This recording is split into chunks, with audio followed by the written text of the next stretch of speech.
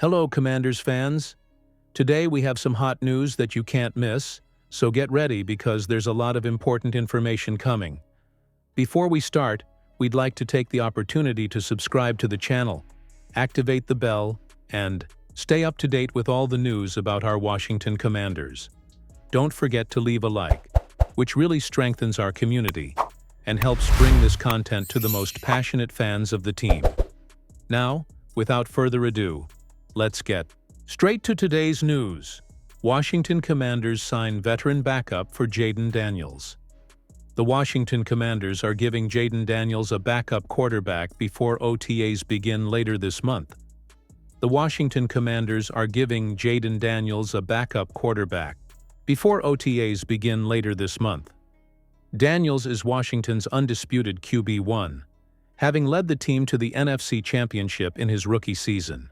He threw for 3,568 yards, 25 touchdowns, and 9 interceptions, en route to winning the NFL's Offensive Rookie of the Year award and making the Pro Bowl. On Friday, the Commanders added a veteran to their locker room. The Washington Commanders are adding a veteran quarterback. According to ESPN's John Keim, the Commanders are set to sign quarterback Josh Johnson to a one-year contract. Washington is signing quarterback Josh Johnson to a one-year deal, according to a source Keim posted on X. Johnson started 3 games for Washington in 2018. He played 2 games in 2022 for San Francisco, when Washington general manager Adam Peters was then assistant general manager. At 38, Johnson has made many stops around the league. The 6'3", 215-pound quarterback played for San Diego College. The Tampa Bay Buccaneers selected him in the 5th round of the 2008 draft. Josh Johnson is in the league. Johnson has played for the San Francisco 49ers, Cleveland Browns, Cincinnati Bengals, New York Jets, Indianapolis Colts, Buffalo Bills, Baltimore Ravens, New York Giants, Houston Texans, Oakland Raiders, Detroit Lions, and Denver Broncos. He spent time in the XFL, where he earned the league's best passer rating in 2020. Johnson has made 45 NFL appearances and started 9 times. He is 108 as a starter. He has thrown for 2,297 yards, 13 touchdowns, and 16 interceptions. The Commanders have quarterbacks Daniels, Johnson, Sam Hartman, and Marcus Mariota on their offseason roster. Commanders acquire Breece Hall from Jets in bold and promising trade. The Washington Commanders continue to show that they are willing to do anything to transform the team into a true powerhouse in the NFL. And the latest move suggested may be further proof of this ambition. The possible arrival of talented running back Breece Hall from the New York Jets. According to Alex Kay of Bleacher Report, the Commanders could close a trade involving wide receiver Luke McCaffrey and a 4th-round pick in this year's NFL Draft to acquire Hall, a deal that, if completed, could revolutionize the team's offense. Why does Breece Hall in Washington make sense? According to Kay, Washington can now make another move to bolster the backfield by trading wideout Luke McCaffrey and a 4th-round pick for Hall. And it makes sense. Hall is a young, explosive, and versatile running back with the potential to be a protagonist in the run game. Exactly what the team needs. Luke McCaffrey, despite having participated in all 17 games in his rookie season, had a low-key performance, totaling only 18 receptions for 168 yards and no touchdowns.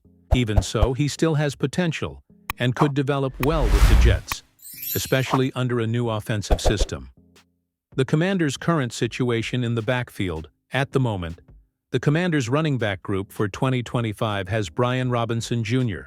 as the main name in addition to 2 veterans, Austin Eckler, who is already showing signs of wear, and Jeremy McNichols, a complementary piece.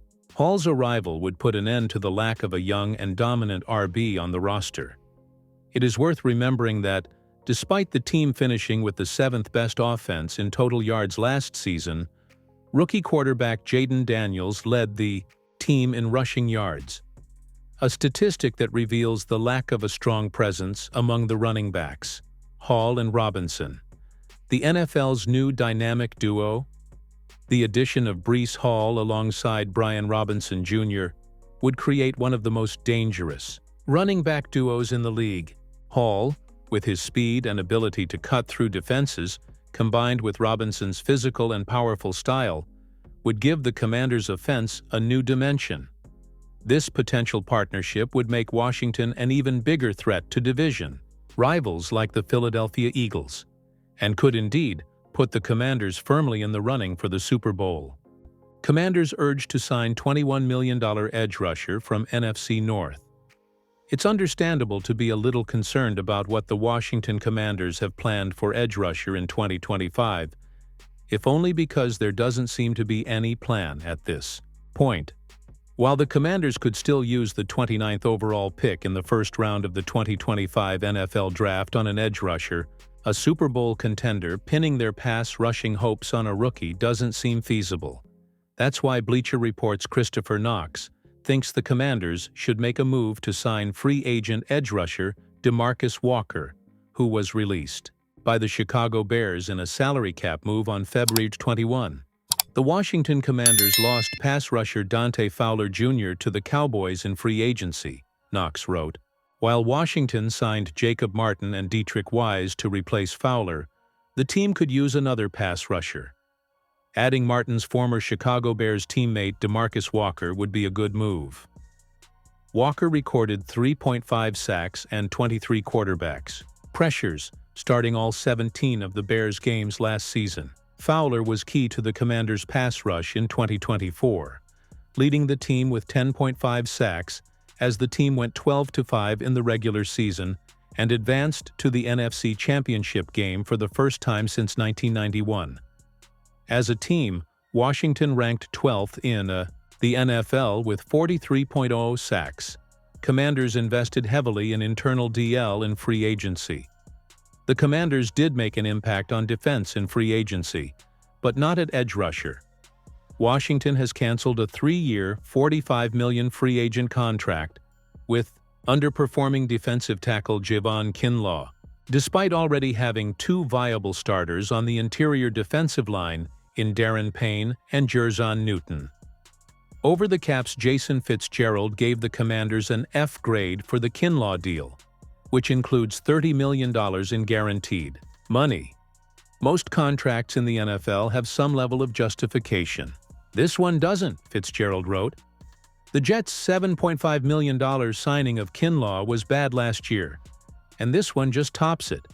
3 years, $45 million with a full $30 million at signing. Crazy. Teams that do things like this because they have cap space often end up in a bind within a year or two because the cap space runs out, and they wonder why they have any of these contracts open. On paper, this is the worst signing of the early free agency period. Walker becomes a fixture after slow NFL start. Walker was a second-round pick, number 51 overall, of the Denver Broncos out of Florida State in the 2017 NFL Draft, but was a non-factor in his first 2 seasons, playing in just 13 games and recording 2.0 sacks. Walker had 8.5 sacks in his final 2 seasons with the Broncos before joining the Houston Texans on a 1-year deal in 2021 and a 1-year deal with the Tennessee Titans in 2022, where he recorded a career-high 7.0 sacks. Walker turned his career year with the Titans into his biggest NFL payday, signing a 3-year, $21 million contract with the Bears in March 2023.